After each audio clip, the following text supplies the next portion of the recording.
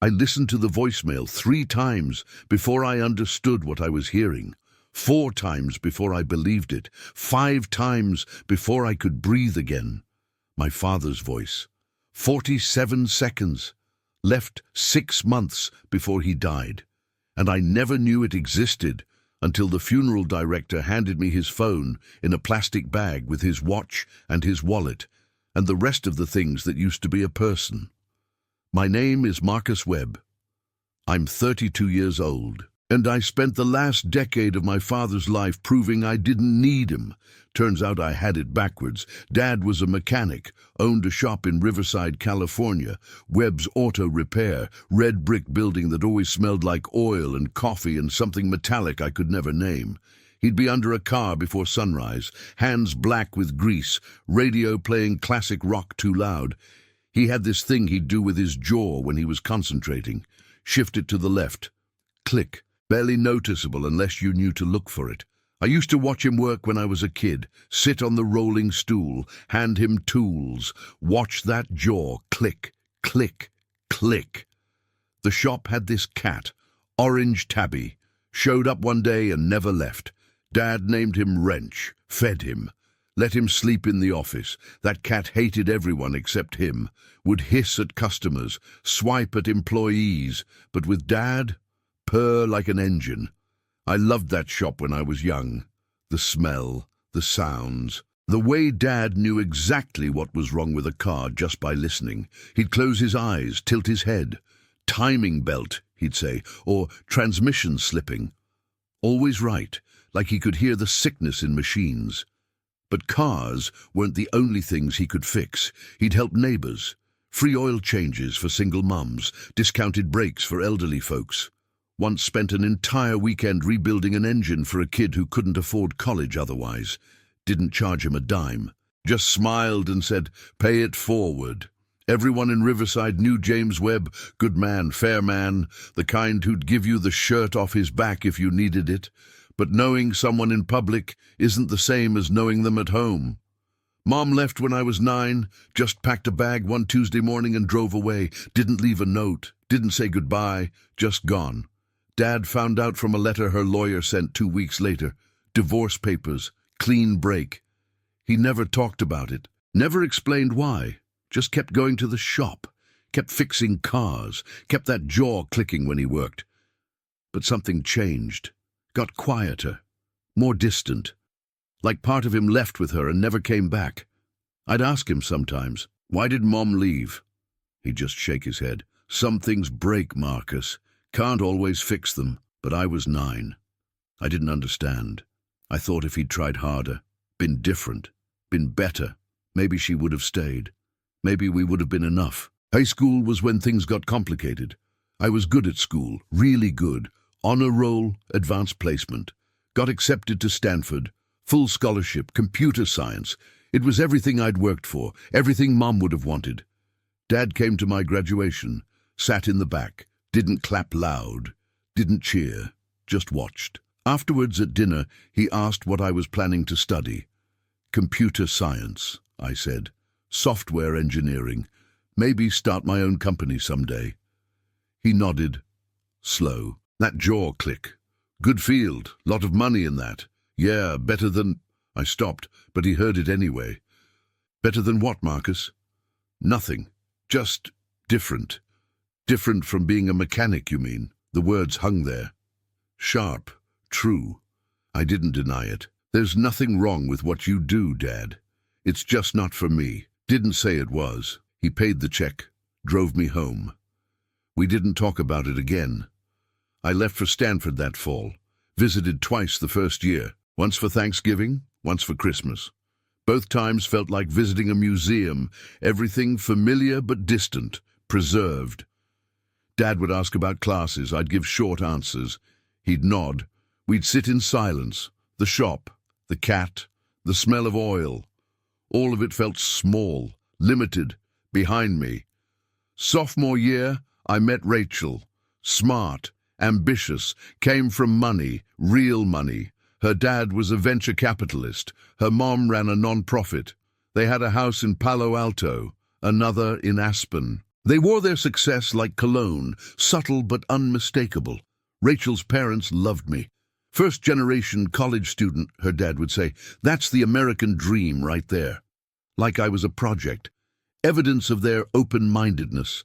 I brought Rachel home once. Junior year, spring break. Dad had cleaned the house, tried to make it nice, but it was still small, still old, still smelled faintly of motor oil, no matter how much he cleaned. Rachel was polite, asked questions, smiled at the right times, but I saw her looking around, calculating, comparing this to her world, finding it lacking. We ate dinner, lasagna, Dad's specialty. The only thing he really knew how to cook.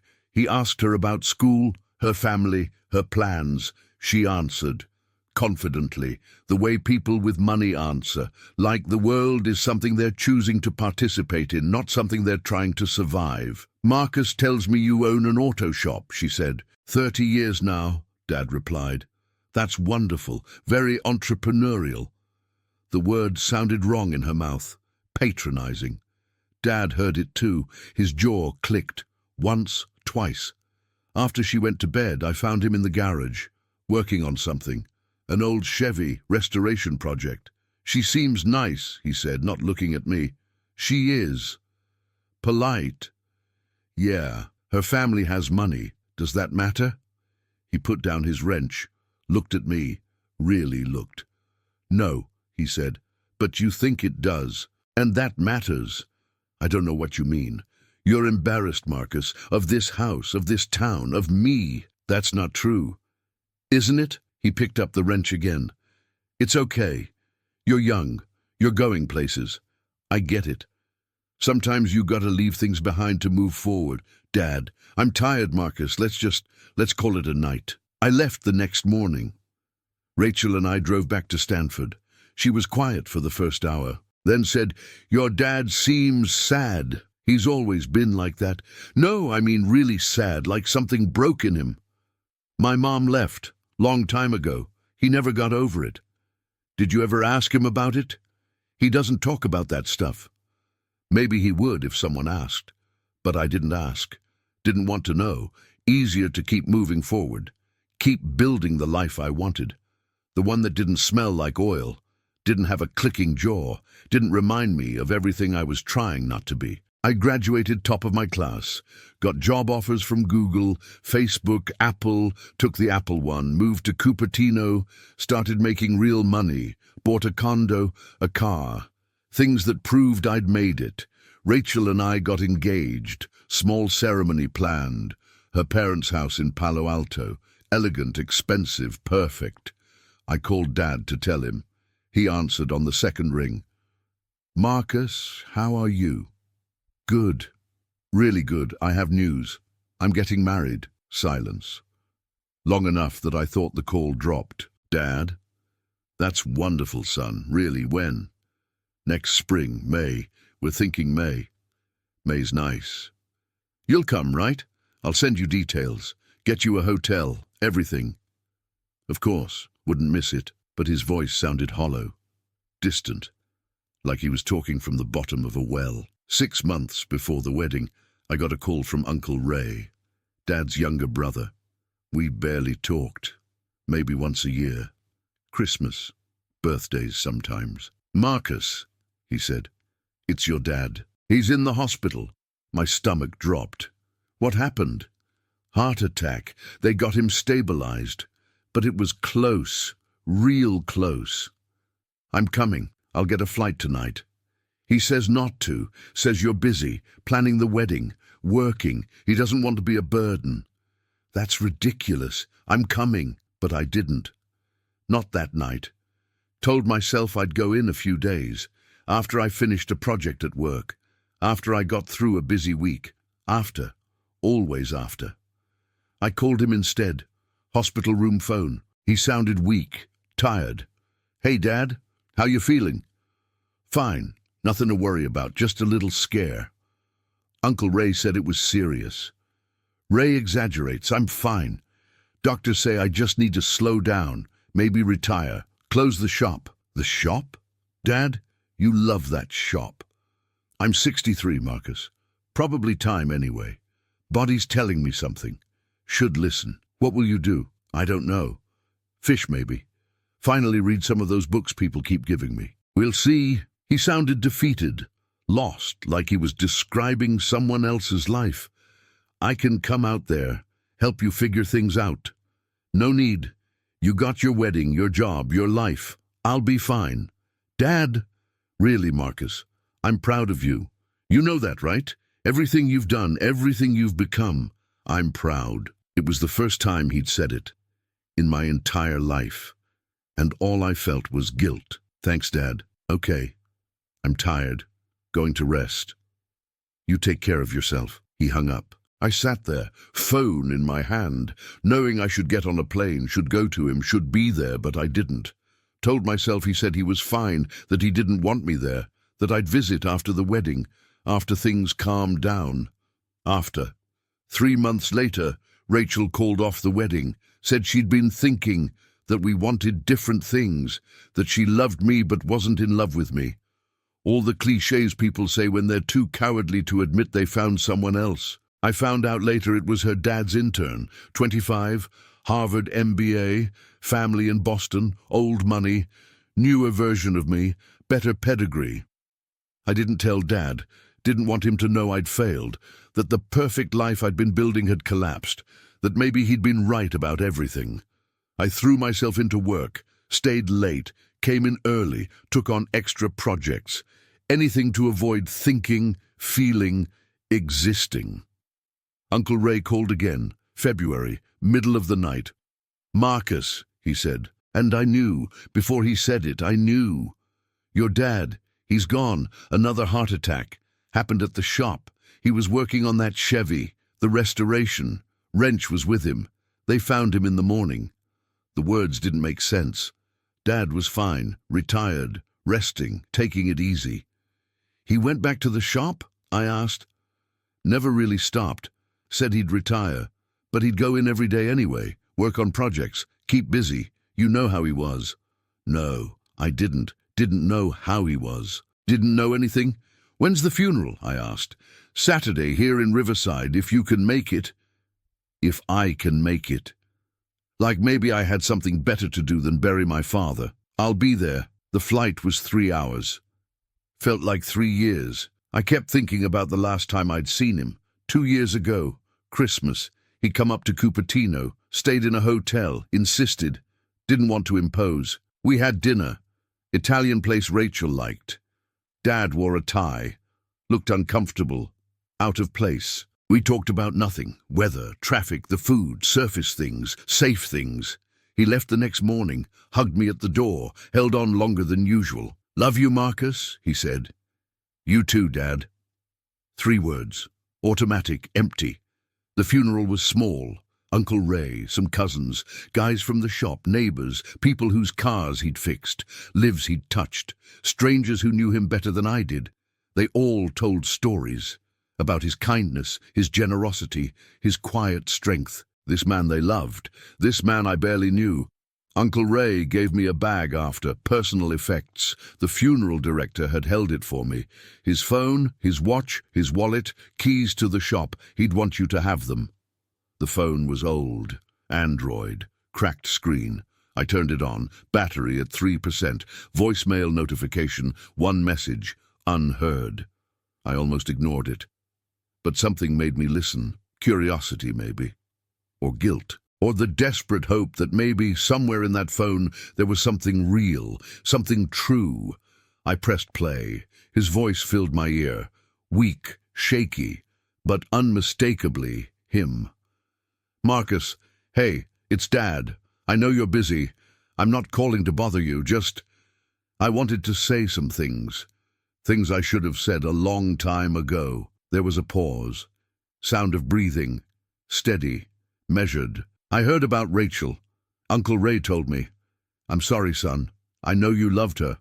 I know it hurts. But between you and me, she wasn't right for you. You were performing again, trying to be someone. Someone successful, someone important, someone not like me. Another pause. Longer. I could hear machines in the background. Hospital sounds. I need to tell you about your mother, about why she left. You deserve to know. You've deserved to know for a long time. I was just too much of a coward to tell you." My hand was shaking. The phone pressed hard against my ear. "Your mom didn't leave because of anything you did, or anything I did. Not really. She left because she was sick, Marcus. Depression. Bad. Real bad. She tried to hide it. Tried medications, therapy, everything. But it just kept getting worse." His voice cracked, sound of him swallowing, composing himself. "The morning she left, I woke up and found her in the garage. Car running, door closed. She was trying to... She couldn't anymore, Marcus. Couldn't see a way through. And she loved you too much to let you watch her fall apart. So she left, went to a facility, got help, got better eventually. But by then, too much time had passed, too much damage. She thought it was kinder to stay away, let you think she'd abandoned us, rather than let you know she almost..." He stopped, cleared his throat, that clicking sound. The jaw I'd memorized. "I should have told you, should have explained. But you were 9, then 12, then 16. And it never seemed like the right time. And then you left for Stanford, and you were so angry, so determined to be different, to be more. I thought telling you would make it worse, make you think you came from broken people, make you ashamed." A laugh, bitter, sad. "But you were already ashamed of me, of the shop, of everything. And that was my fault too. I let you think I was just some mechanic, some simple guy who peaked at owning a garage. But Marcus, I had opportunities. Scholarship to UCLA, engineering program. Could have done what you did. Could have worn suits, made money, been someone." Silence. Long enough I thought the message ended. But when your mom got pregnant with you, everything changed. My dad died, left me the shop. Your mom needed stability, healthcare, support. So I stayed, gave up the scholarship, took over the business, and I never regretted it. Not once, because you were worth it. You were worth everything. My vision blurred. Tears. Hot. Unstoppable. "I know you think I'm disappointed, that I wanted you to take over the shop, follow in my footsteps. But Marcus, you were supposed to leave. You were supposed to do more, be more. That was the whole point. My sacrifices meant nothing if you ended up right where I started." His breathing was heavier now, labored. "But somewhere along the way, you started thinking success meant being nothing like me. And that broke my heart. Not because I need your respect, but because I see you killing yourself, trying to prove something that was never true. You don't have to run from where you came from to get where you're going." Another pause, shorter. "I'm not going to be around much longer. The doctors told me, heart's too weak. Could be weeks, could be months, doesn't matter. I'm not afraid, but I am sad. Sad that we spent so much time dancing around the truth. Sad that you think I'm ashamed of you when the opposite is true. Sad that I let you carry guilt that was never yours to carry." Click, that jaw, that familiar heartbreaking sound. "Your mom's address is in my desk drawer, at the shop, under the register. She's in Sacramento, been there for 10 years, stable, healthy. Wants to see you, but doesn't know how to ask. Thought you'd hate her. Thought you'd blame her. Just like you blame me." His voice was breaking now, each word harder than the last. "I love you, Marcus. I've always loved you. Every honor roll certificate, every award, every achievement, I was so proud. But I was also proud of the other things. The way you helped that kid with homework in 5th grade, the way you stood up to bullies in middle school, the way you loved so fiercely even when it hurt. Those things matter more than jobs, more than money, more than proving you're different from me." Silence. Breathing. Hospital sounds. "I'm sorry I wasn't better at showing you. Sorry I let distance grow. Sorry I didn't fight harder to keep you close. I thought giving you space to fly meant letting you go completely. Maybe I was wrong." A beep. Something in the background. A nurse, maybe, telling him to rest. I have to go, but Marcus, hear this. You don't need to run anymore. You don't need to prove anything. You're enough. You've always been enough, not because of what you've done, but because of who you are. My son, the person worth every sacrifice, the person who made my simple life extraordinary. One last pause, heavy, final. Come home sometimes, to the shop, to Riverside. Wrench misses you. I miss you, and maybe you miss us too, but don't know how to admit it. That's okay. I understand. But the door's always open, the coffee's always on, and there's a rolling stool with your name on it if you ever want to sit and watch an old man work. Sound of him moving. Phone shifting. Okay, that's all. I love you. Don't forget that. Don't ever forget that. Click. The message ended. I stood there, in the funeral home parking lot. Sun setting over Riverside, orange and pink, beautiful and cruel. I played it again, and again, and again. His voice, his truth, his love. All of it too late, all of it exactly when I needed it. Uncle Ray found me an hour later, sitting in my rental car. Phone dead, face wet. You okay? He asked. He left me a voicemail 6 months ago. Never heard it. Ray nodded, slow, knowing. He hoped you wouldn't need to, hoped he'd tell you in person, but he wanted you to have it, just in case. He knew he was dying. Yeah, he knew. I went to the shop, keys in my hand. Haven't been inside in 8 years. It looked exactly the same. Tools organized, radio on the shelf, smell of oil and coffee and metallic something. Wrench was there, older, slower. He looked at me, didn't hiss, just stared. Then walked over, rubbed against my leg, purring.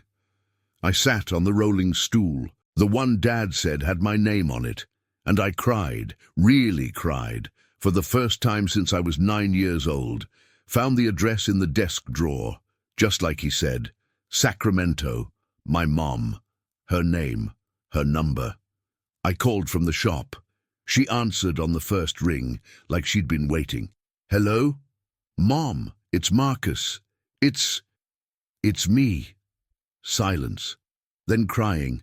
Then words tumbling out. Oh, God, Marcus, baby, I'm so sorry. I'm so sorry. Your dad, he told you. Not directly. He left me a message. I just heard it. He loved you so much, so much. Everything he did was for you. I know that now. We talked for 2 hours. She told me everything, the depression, the hospital, the years of healing, the guilt of staying away, the fear of rejection, the love that never stopped even when distance made it invisible.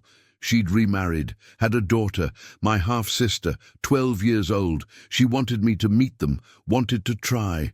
If I was willing, I said yes. Spent the next week in Riverside, cleaning out Dad's house, sorting through 30 years of life, found photos, letters, awards I'd won that he'd kept, programs from plays I'd been in, ticket stubs from my graduation, evidence of attention I thought didn't exist, found a journal, hidden in his bedroom, leather, worn, filled with entries about me, about missing me, about being proud, about wondering if he'd failed, about hoping someday I'd understand. Last entry was from the day he died. Marcus hasn't called in 6 weeks. I know he's busy. I know he's building something, but I miss him. Miss his voice, miss knowing he's okay. Going to the shop today. Finish the Chevy. Marcus always loved that car. Maybe when it's done, he'll come see it. Maybe that'll be the thing that brings him home. One more restoration, one more chance. He died fixing a car he hoped would bring me back. I kept the shop, didn't sell it, hired someone to run it. A kid from town, good with cars, reminds me of Dad. Young me, the version that loved oil and coffee and that clicking jaw. I quit Apple, started my own company, smaller, local, teaching kids to code. Especially kids from places like Riverside, kids who think they have to run to matter. Kids who need someone to tell them they're enough right where they are. I see my mom once a month, my sister too. We're building something, slow, careful, real. And every Sunday I go to the shop, sit on the rolling stool, Work on the Chevy. It's almost done. Almost perfect. Wrench sits with me. Purring, getting older, like both of us are waiting for something, or maybe finally found it. I carry Dad's phone with me, charged, protected, that voicemail saved, backed up, permanent. Sometimes I listen to it. When I'm scared, when I'm running, when I forget who I am. His voice reminds me, grounds me, tells me the truth I spent a decade running from. You don't have to run from where you came from to get where you're going. I wish I'd heard that message 6 months earlier. Wish I'd answered his calls. Wish I'd gone to the hospital. Wish I'd sat in that shop and watched him work one more time. But wishing doesn't change anything. Only living does. So I live now, the way he wanted, the way he deserved, present, honest, connected. I wear his watch, the one from the bag, silver, simple, still works. Tick, tick, tick, steady as his heart used to be. Every morning I wind it, 3 turns, just like he used to. And I think about time, about how we spend it, about what we sacrifice, about what we're running from and what we're running toward.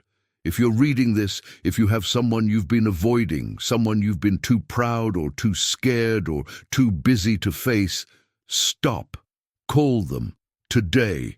Right now. Before the message sits unheard. Before the voicemail becomes an epitaph. My father loved me in silence, in sacrifice, in letting me go so I could become someone. And I was too blind to see it until a 47-second recording told me what his presence never could. Don't make that mistake. Don't wait for the funeral. Don't let the last message be the first one you really hear. Time doesn't pause. Love doesn't wait. And sometimes the people trying the hardest to push us forward are the ones we're running from. I spent a decade proving I was nothing like my father.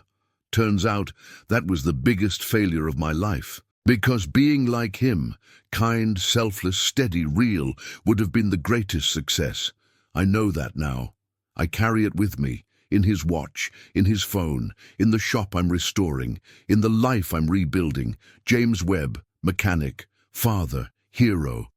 The man I was too afraid to know because knowing him meant seeing everything I was running from. I see it now, Dad. I see it all, the sacrifices, the love, the quiet strength, the clicking jaw, the coffee, the cat, the simple, extraordinary life you built so mine could be complicated and reaching. I see it, I honor it. I'm sorry I didn't see it sooner, but I'm done running, done performing, done being anyone except your son. The Chevy's almost finished. When it is, I'm taking it to your grave, parking it there, sitting in the driver's seat, playing that voicemail one more time. And maybe somehow you'll hear it. The engine, the gratitude, the love I never said, but always felt. Thank you, Dad, for everything, for the scholarship you gave up, for the life you chose, for the son you believed in even when he didn't believe in himself. I heard your message. Finally. And it changed everything. I just wish you were here so I could tell you in person. But maybe you know, maybe you've always known, and maybe that's enough.